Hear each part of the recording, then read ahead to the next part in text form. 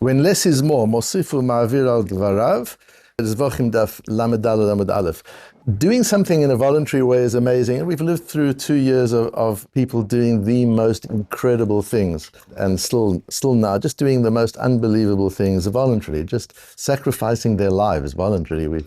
We've lived in the midst of that for 2 years, and we've seen the results of that, not only in terms of physical results, but just what that's done to the emotional and spiritual state of the nation. So this atmosphere of volunteering is so powerful, so important, so valuable. And yet there's also a time not to do that. Even if one's talking about a situation in a business, you're managing people, there's something very special about the kind of individual who comes forward, who's proactive, who notices a need and acts on that need before they're asked to act on that need. It's different from somebody else who's always willing, but you've got to ask them. There's a different ethic to it. And yet one has to balance, because there are some times where we're not to volunteer, and to get that balance right is quite interesting. So one of the areas we're looking at that is the following. The Torah tells us to bring sacrifices. We understand that. We bring korbanot. The opening of Vayikra deals with voluntary korbanot, with nedavot, which we'll talk about in a moment. And the Torah tells us, the psukim that talk about it right in the beginning of Adam ki yakriv became korban laHashem. If a person wants to bring a sacrifice, min habayama, he brings an animal as a sacrifice. Now, the word used for animal in the Torah, for four-legged animals, are two. There's a behema and there's a chaya. Behema is cattle, a sort of domesticated animal, which is not always kosher. A camel is also behema. A horse is also behema.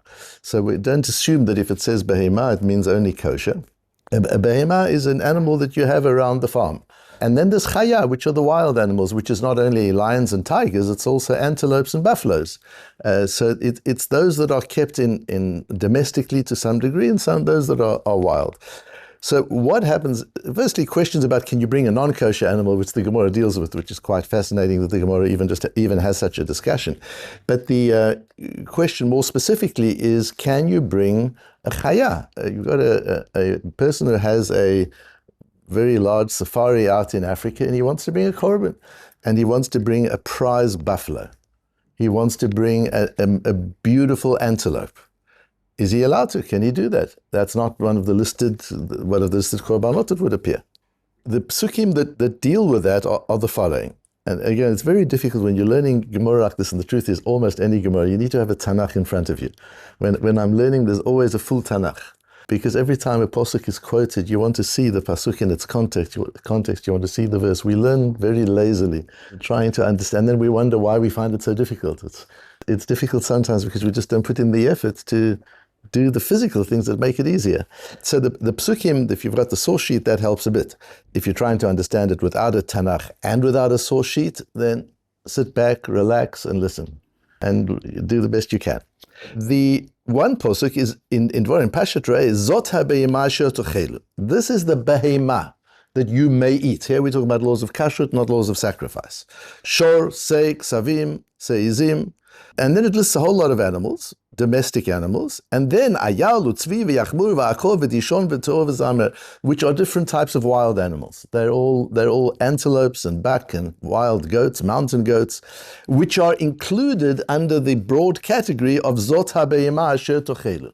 So that would seem to indicate that when the Torah uses the word behema, that's a generic word that includes some wild antelope and deer as well. So that when the Torah says in Vayikra, Daber b'nei Yisrael, v'amata alehem Adam ki yakriv became korban laHashem, if a person wants to bring a korban to Hashem, min ha-behema, he should bring from behema, that would seem to imply including the wild antelope and goats.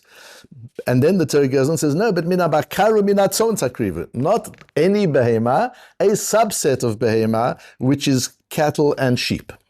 The Gemara goes on to discuss what is the status of a chaya that is brought. This farmer from Africa that brings his amazingly beautiful roan antelope to Yerushalayim, transports him to Yerushalayim, brings it to Yerushalayim, doesn't have a mum, it's perfect, it's enormously expensive and treasured, and he wants to bring this as a korban to Hashem. What is that? What is the status?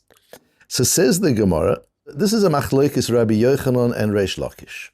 Rabbi Yochanan says, over ba'aseh, you are transgressing a positive mitzvah of the Torah. It doesn't say anywhere thou shalt not bring a roan antelope, but it does say thou shalt bring a lamb or a sheep or a ram or a bull, and this isn't one of them. So you are not fulfilling the positive mitzvah. Over say behema in chaya la. Lo, it says behema, not chaya. Reish Lakish amar eino aver alav b'lo klum. Reish Lakish, there's nothing wrong at all. So you've brought an antelope. Beautiful, bring the antelope. Hahu le-mitzvah. It says there that you should bring a lamb and a ram and one of the domestic cattle. That's le-mitzvah. That's the right thing to do. But if in your heart, for whatever reason, you want to bring your own antelope to the Beis HaMikdash as a voluntary korban, go ahead and do that. Machlokes Reish Lakish and Rabbi Yochanan. Motiv Rava. Rava asks a question from a brisa. Ilu ne'amar korban la'Hashem behema. If that verse would have said, if a man wants to bring a korban to Hashem, he should bring a behema, not mina behema, not a section, a subset of behema. And if the Torah would not have specified thereafter, mina bakar mina tzon, it should be cattle or sheep. If it wouldn't have done that, it would just have said mina behema. Then I would have thought, Hayiti Omer, chaya bichlal behema, that the same as we have in Parshat Re'eh, that a chaya, an antelope, is included in the word behema. Kinyin sheneema, zota behema shotachel, shosek, savim, b'sheizim, ayul tzvit, and so on. Talmud lomar, so the Torah comes to tell us, bakar v'tzon, no, I'm giving you a subset, which is bakar v'tzon, amati lecha v'lo chaya. The brisa goes on to say, Yachol lo yavivi mivi kasher. Maybe that just means lemitzvah, as Reish Lakish in fact wants to say, that you're allowed to do it. That just lechatchila you should bring a cow or a lamb or a sheep or whatever. But if you want to bring their own antelope, it's okay. Maybe that's what it means. Ha lamazeh domeh, and then I would compare it to a case letalmid she'amar lo rabo haveli chitim v'ivi lo chitim usorim.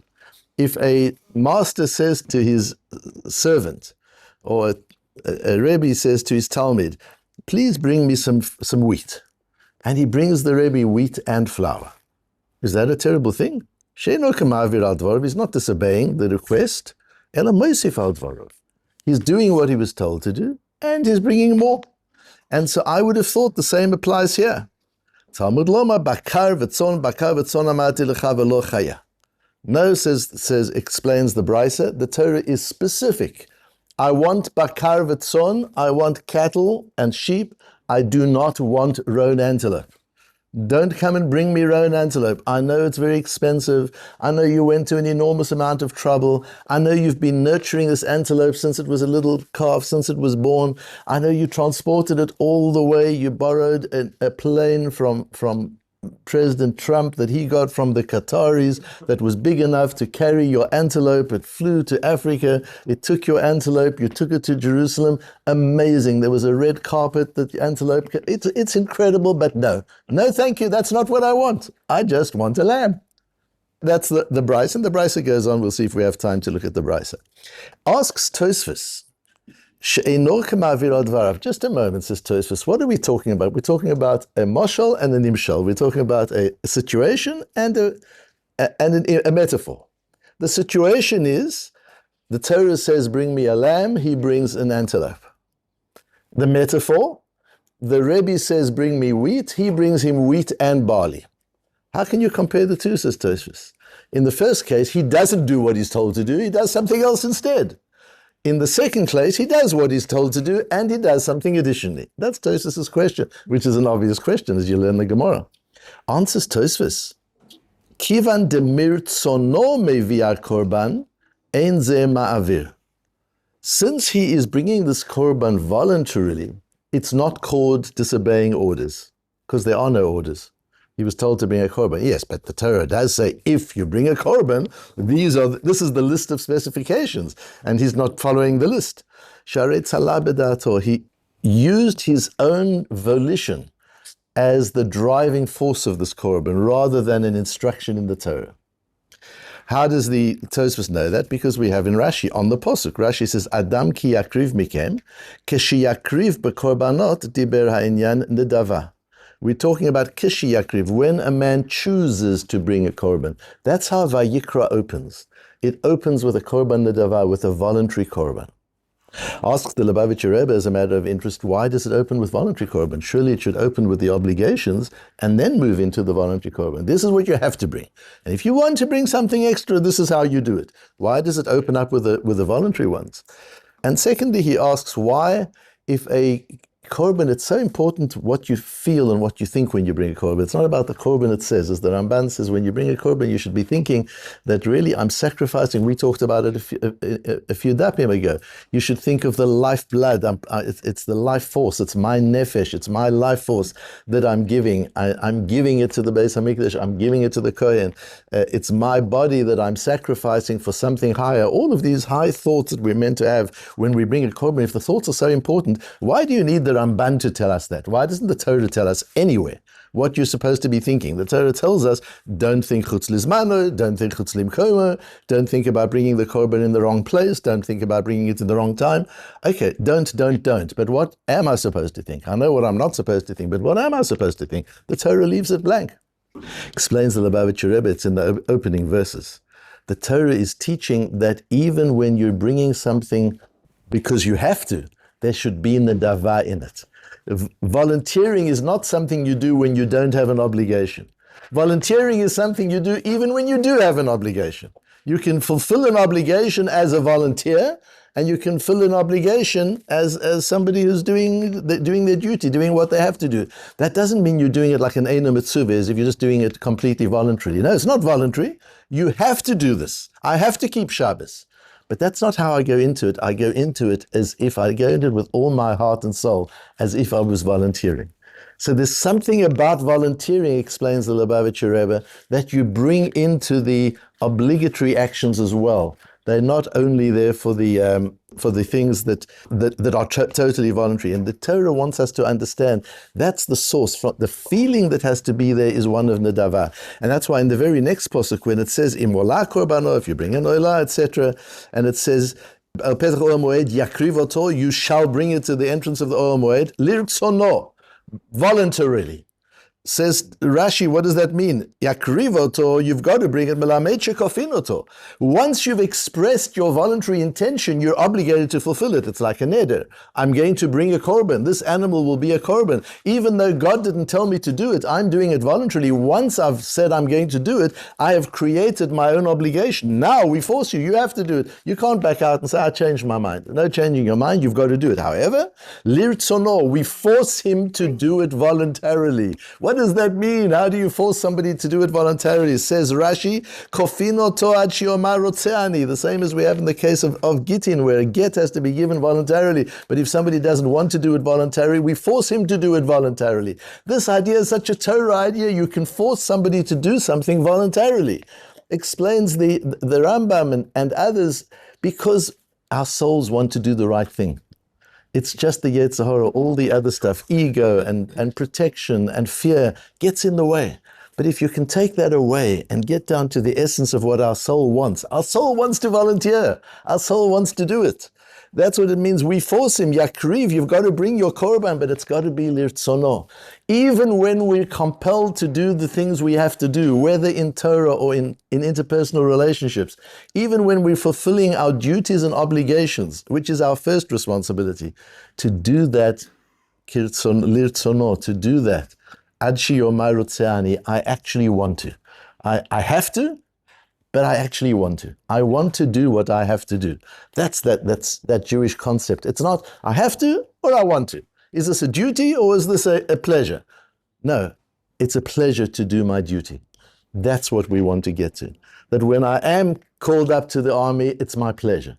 When I am asked to help out, it's my pleasure. When I do support my family, it's my pleasure. When I put on my tefillin, it's my pleasure, although I know I'm fulfilling an obligation. We've got to bring the two together. We've got to wrap the duty in the pleasure and not leave it just as duty. And so we see that in the Tosfos here. Although he's bringing a korban, since he's doing more than he was told to do, he's told to bring certain korban, and he knows that. I've got to bring a korban chatat. If I sin, I've got to bring a korban chatat. I've got to bring a korban asham under certain situations. And I'll do that. I'll always bring the korbanot I have to do. This is a nedava. This is an additional korban. That's why it's compared to the to the student or the servant who brings wheat and flour. The Rebbe says, bring me wheat. Says this person, the farmer from Africa, of course I'll bring the wheat. All the korbanot I'm supposed to bring, I've got the lambs ready, I've got the rams ready, I've got the bulls ready, everything's ready. I will bring all the sacrifices I need to sacrifice. But this one, the roan antelope, this is something that comes just from my heart. And this is in addition to my obligations. And therefore, if the Torah wouldn't have been very specific and said, I understand it, that's beautiful, but in this case, no thank you. There were many cases during the last 2 years that people wanted to volunteer in various capacities, and the army said, no thank you, that's not what we need right now. And then in many cases of volunteering, we have to also be careful when we volunteer, that you respond to what is needed, not to what you want to give. And you want to give a roan antelope, that's beautiful, but the Beis HaMikdash doesn't need roan antelopes. So we've got to balance 3 different things. We've got to balance obligation, volition, a desire to do it, with a recognition of a need, a sense of empathy and tuning into what is needed. I can be told to do something, that's an obligation. And even if I'm told to do it, I can bring my free will into that. I can maybe not be told, I can preempt a need. I can notice that something is needed and do it voluntarily. That's very great. But I need to make sure that what I'm volunteering is a response to a need that I have perceived and not my own ego's need to do something bombastic, to do something that satisfies my desire to give rather than the other person's need to receive.